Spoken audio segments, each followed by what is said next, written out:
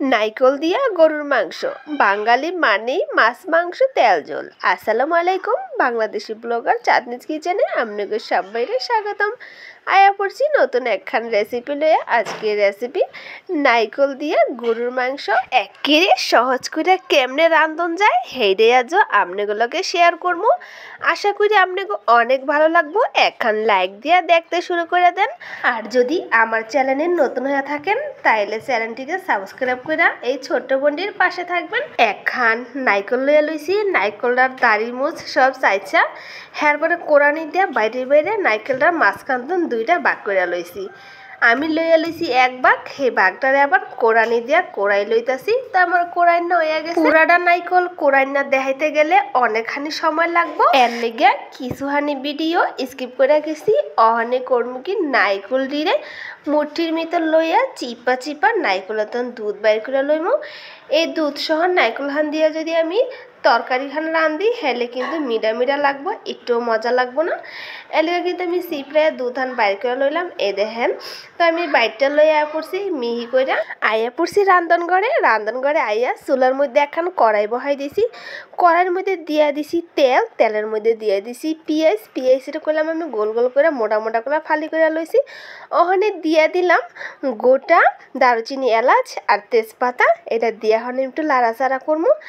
এই পেঁয়াজটা একটুখানি কালারটা চেঞ্জ হইলে হ্যার ভিতরে মশলা মিলাইমু। এককালে বাজা বাজা আর কোনো দরকার নাই। গরুর মাংসের পেঁয়াজ করলাম চিকন চিকন করে কাটনের কোনো দরকার নাই। মোটা মোটা কাটলে কিন্তু গরুর মাংস সিদ্ধ হইতে পেঁয়াজ আর খুঁজে পাওয়া যায় না। তো আমার পেঁয়াজটা হালকা বাদামি কালার ধারণ করছে। তখন আমি দিয়ে দিলাম কতখানি আদা বাড়া আর জিরা বাড়া। এই আদা বাড়া আর জিরা বাড়া আমি ভালো করে কষায় লইমু, জানি তরকারি তন আদা আর জিরার গন্ধ না আহে। অহনে দিয়ে দিমু সেই যে নাইকল বাটছিলাম সেই নাইকল বাড়া দেওয়ানোর পর দিতে হইব বাকি মশলাপাতি। দিয়ে দিলাম 1 টেবিল চামচ হলদির গুঁড়া, পরে দিলাম আবার আরেক টেবিল চামচ। অহনে দিয়ে দিলাম ওইসব মরিচের গুঁড়া আমি দিমু হইলো 3 টেবিল চামচ।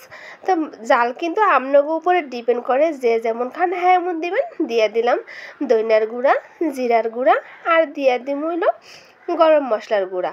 এগুন দিয়া কিন্তু আমি ভালো করে কষাই লইমু। ওখানে আমার অ্যাড করতে হইব লবণ না দিলে কি তরকারির স্বাদ পাওয়া যাইব? যত মশলাপাতি দিয়ে বইরাথুন লবণটা কিন্তু মনে করে দিতে হইব। লবণ দিতে ভুলে গেছেন মানে তরকারির স্বাদ এক্কেরে শেষ। আমার মনে হইতেছে এই তরকারির মধ্যে আরেকটু মরিচ দিলে কালারটা একটু বেশি সুন্দর হইব। হেলেগে কিন্তু আমি আরেক টেবিল চামচ মরিচের গুঁড়া দিয়ে দিলাম। এরপর একটু পানি অ্যাড করে ওখানে ভালো করে মশলাটা কষাই নেবো। একটা ইচ্ছা মতন মনের মতন কম হইলে করলাম আপনারা 10 থেকে 15 মিনিট মশলাটা ভালো করে কষাইয়া লইবেন। তাই দেখেন মশলা করলাম কষানো হয়ে গেছে, কি সুন্দর তেল উপরে বাইসা উঠছে। তো আমি একটু লাইড়ে চেড়ে দেখাইতেছি। আবার দিয়ে দিছি কাঁচামরিচটা করলাম যদি জাল বেশি খান হেলে মাঝখান দিয়ে একটু ফাড়াটি করে দিবেন, আর যদি জাল কম খান তো আলাম দিয়ে দিবেন, কোনো সমস্যা নাই। তো আমার কষানো হয়ে গেছে। ওখানের মধ্যে মিলাইতে হইব মাংস। তা আমি কইলাম মাংসটারে ধুইয়া সুন্দর করে জড়া দিয়ে রাখছি, হ্যাঁ মাংসটা ওখানে এই মশলার মধ্যে দিয়ে দিব।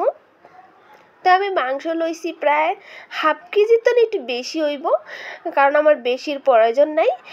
তো দেখেন আমি কইলাম মাংসগুনি দিয়ে খুব সুন্দর করে লাইটা চেড়া দিতেছি। ওখানে একটা ডাকনা দিয়ে ডাইকে থুমো কিছুক্ষণের আয়া পড়ছি 5 মিনিট পর। ওখানে ডাকনাটা খুললে একটু খুন্তি দিয়ে ভালো করে লাইটে চেড়ে দিব, জানি সব গোস্তগুলো মাংসের মধ্যে চুপবা যায়। তো একটু ভালো করে লাইটে চেড়ে দিতেছি। এই মাংস রাঁধতে বললে আমার খালি লাড়তে মন যায় জানি না কে লেগা। তা আমি অনেকক্ষণ ধরে লাইড়া ছেড়া আবার ডাকনাটা ডাইকা থুমু। আয়া পড়ছি আবার 10 মিনিট পর। তো দেখেন গোস্তটা কিন্তু অন্যরকম কালার ধারণ করছে আর কি যে সুন্দর দেখা যাইতেছে। অহনই পুরাটা যখন রান্ধালাই তখন যে কি ডগ বাইরেই বই তরকারির, এটা আমি আপনাকে কয়ে বুঝাইতে পারবো না। তাই আবার একটু ডাকনাটা ডাকতে হইব। এরপর আইমু এখন ফাইনালি আপনাদের সামনে। তাই আয়া পড়ছি আমার তরকারি খান কিন্তু এককালে রেডি হয়ে গেছে। দেখতেই দেখা যাইতেছে কত সুন্দর একটা কালার রে ভাই। এরকম কালার তরকারি যদি সবার সামনে রাইন্দা দেওয়া যায় হলে তো কোনো কথাই নেই। তো অহন হইলে পরিবেশন করেন না পালা। তো আমি এখন পেলার মধ্যে বাইরে লইতেছি নাইকেল দিয়া গরুর মাংস। হুন্নে জানি মন্ডার ভিতরে কেমন ভব করতেছে, কোন সময় ভাত লইমু খাইমু। এটা কিন্তু আপনারা সব কিছুর লগে খাইতে পারবেন, ভাত, পোলাও, হ্যার পরে রুটি, পারাটা যা ইচ্ছা হালুয়া খাইতে পারবেন। তো আপনাকে একটু ফাইনাল লুক দেখাইতেছি আমার এই স্পেশাল রেসিপিটা, নাইকল দিয়ে গরুর মাংস। সবাই করে কমেন্ট করে জানাইবেন কে রকম হয়েছে। আসসালামু আলাইকুম।